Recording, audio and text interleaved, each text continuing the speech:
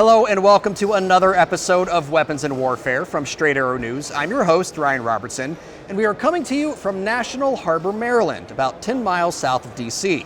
We are here for the Navy League's Sea Airspace 2024 Expo. It's the largest maritime exhibition of its kind in North America.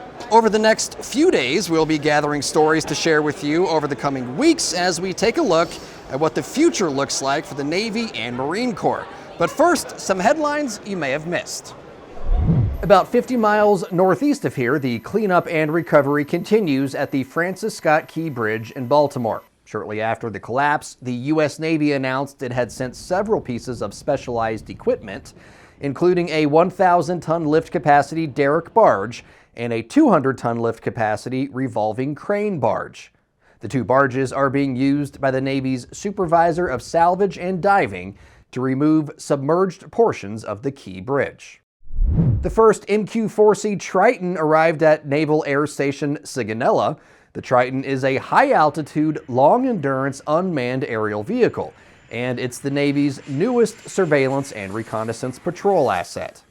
The Navy has yet to announce how many Tritons it plans to send to the base off the Italian coast.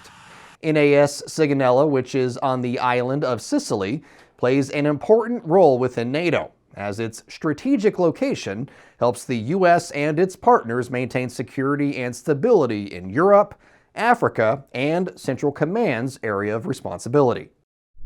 And for the first time, Marines are deployed with their new amphibious combat vehicles.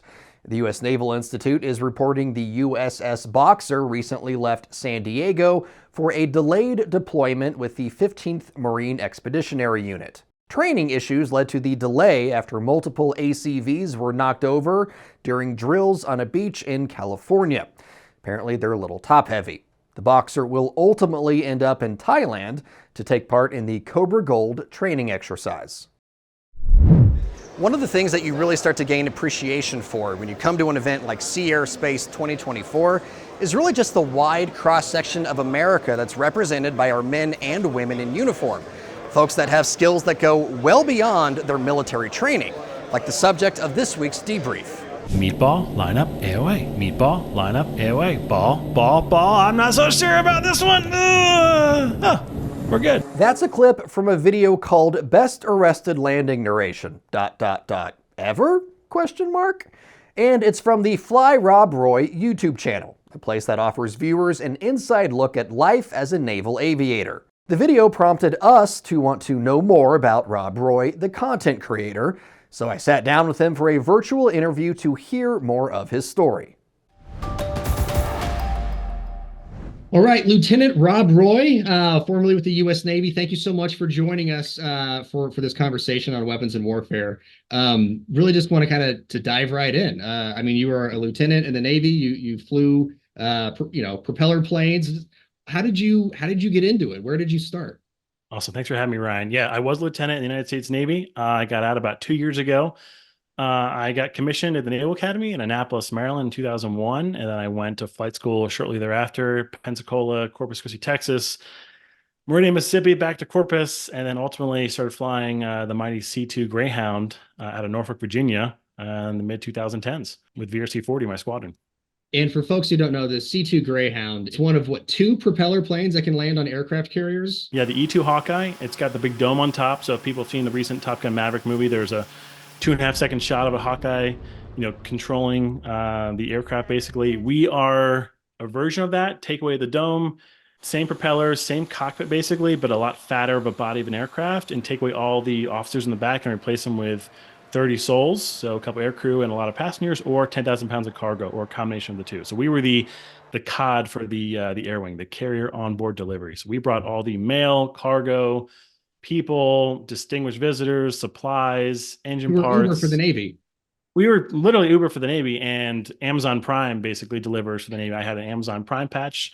30 years ago, they had a USPS Postal Service patch. And I would bring on like pizzas and shawarmas, and some people would get tuxedos and suits at the local markets overseas, and like they would go there on their their Liberty call.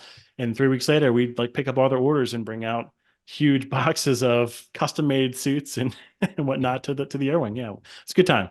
when did you have a YouTube channel, and it's, you started it obviously when you got out of the service. Is that right?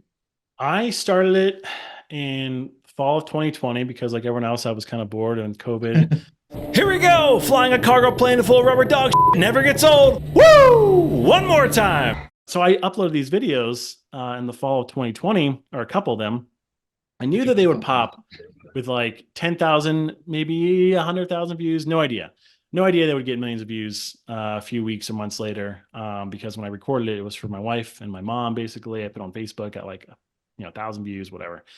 And I didn't record it for the whole point of YouTube. I mean, if I could do it over again today, knowing what I know about building a brand and even telling the Navy story, it'd be like, hey guys, let's follow me out to we're gonna go. Right. I didn't know that, right? I just, you're so focused on the mission. It was a lot of during pre-flight, certainly before I did the first couple, it was really testing, like, will these work? Are these GoPro grips going to hold, kind of thing. Once all that was dialed in, it was like, because I'm not trying to be a nuisance to my co-pilot, to the air crew, to the mission. So like you get in. Yeah, there's more important things to play than YouTube, right? Click, and then you're like, okay, I'm focusing on the carrier landing on the boat, and then we're about 10 minutes from landing, boop, boop, and you're done. Like, you don't think about it anymore. Then if you watch the videos, I completely focus on the task at hand. I kind of forget there's even a GoPro there. Maybe one or two, I'm getting ready to take a catapult shot. I kind of look at it because we're just literally waiting to get launched at that point. But yeah, that's how it started. Yeah. Well, thank you for staying focused on mission and keeping the YouTube as a secondary. Oh yeah. But also thank you for launching this, because you give people an insight into something that we don't see on an everyday basis, and you have a good personality and you add some humor to it. So yeah, from your audience perspective, I understand why it popped. Appreciate that.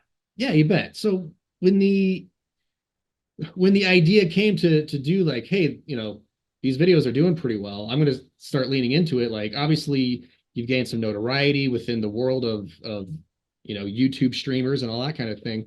What's kind of been the personal impact? Like, you get recognized when you're out and about? I've been recognized twice, like actually randomly. Once was at a restaurant in Washington State, and just during COVID with a mask on and everything, and that was kind of very surprising. I kept hearing like, Rob Roy, maybe. I'm like, okay, am I hearing things? And they were being really nice. And then one other time was at Oshkosh, which just kind of made sense because I was there at the big air show. But nothing too crazy. I think the reason is because a lot of my videos, my visor's down. We didn't wear a mask, like all the Hornet guys. I can't even see who they are, but the visor's down.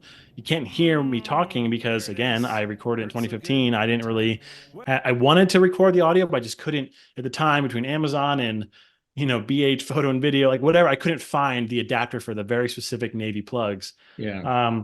So yeah, I think as my channel grows and pivots, I'm kind of moving into more of a general aviation direction the next couple of weeks and months. I think it will definitely get more, exposure with my face and my voice. But at the time, a lot of my Navy buddies have reached out and just, said they like what I'm doing and, represent the Navy in a good light.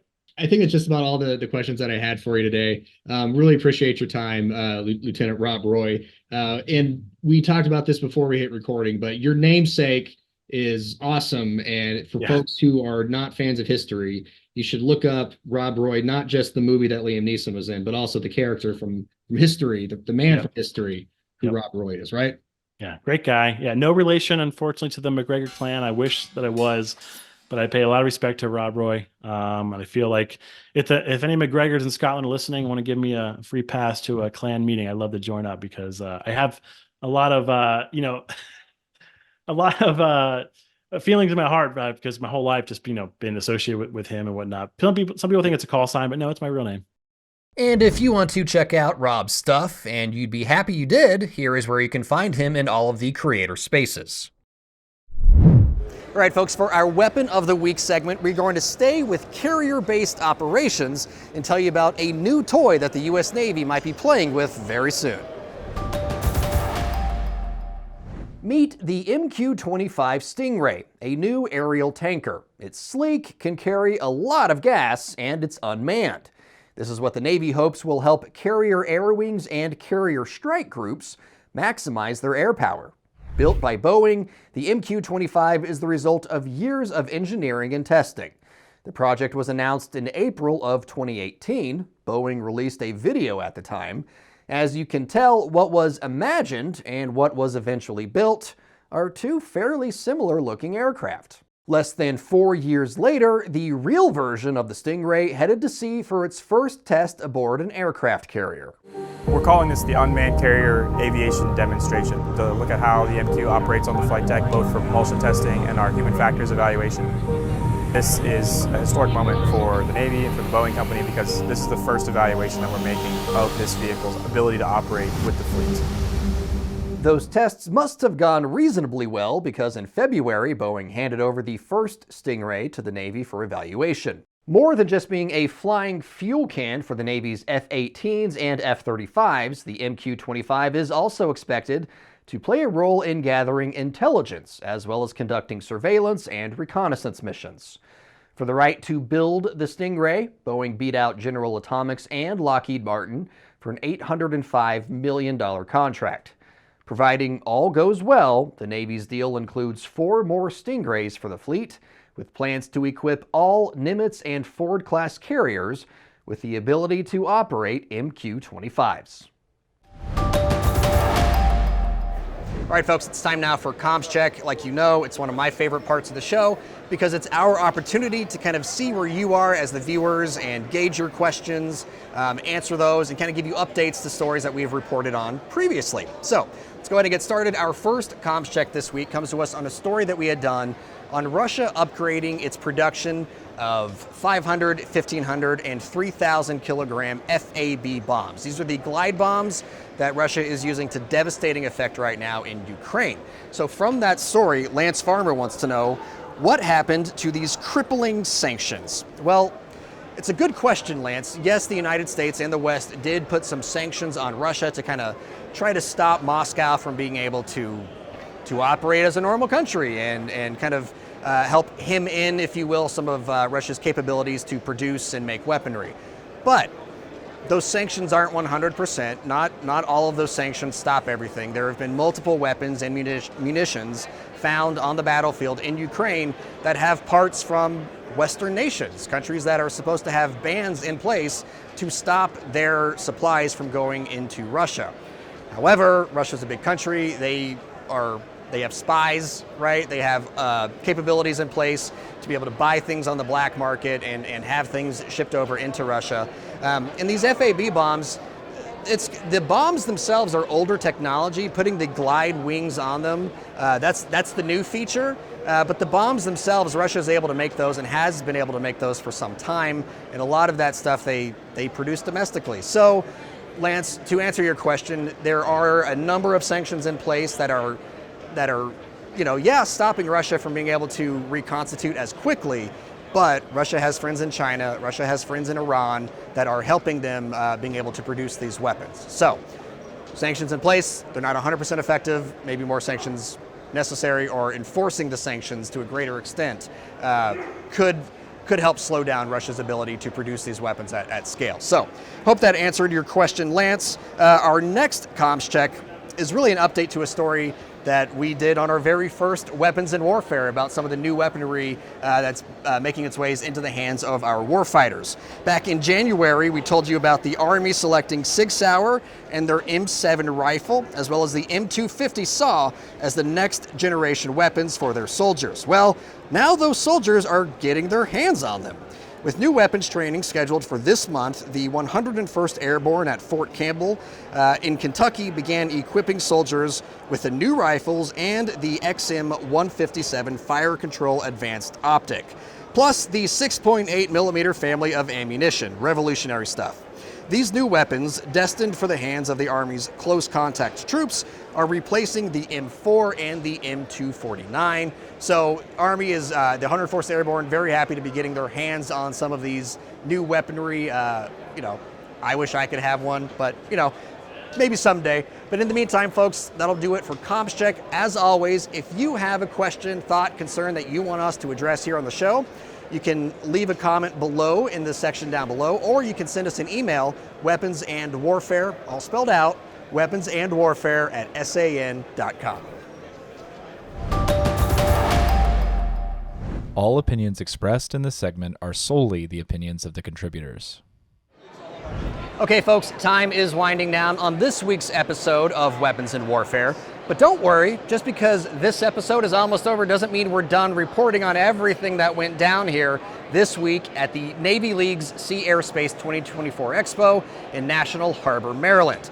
On the contrary, we have all sorts of great content coming your way.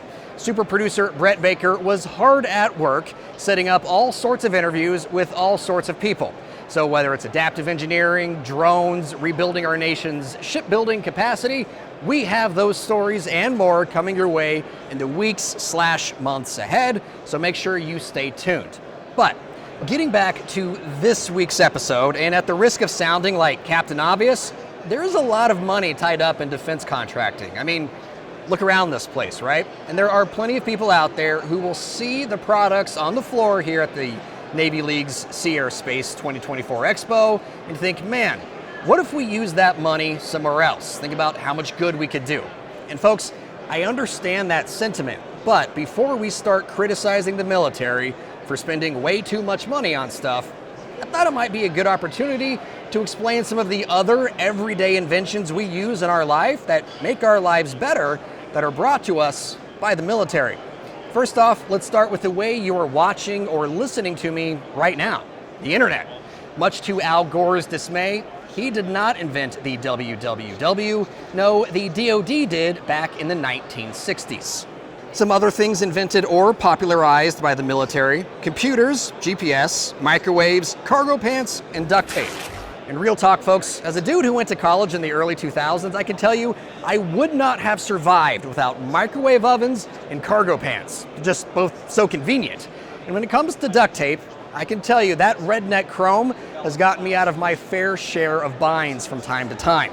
You can also thank the military for t-shirts, wristwatches, stainless steel, and Jeeps. And if the military is responsible for Jeeps, well, Karen, you can probably thank the military for all of those SUVs and crossovers as well. The point is, yes, we spend a lot of money on national defense, but many of those breakthroughs in science and engineering, which are achieved through military funding, don't stop with the military. We use stuff every single day that started in the military but made its way out into the civilian world.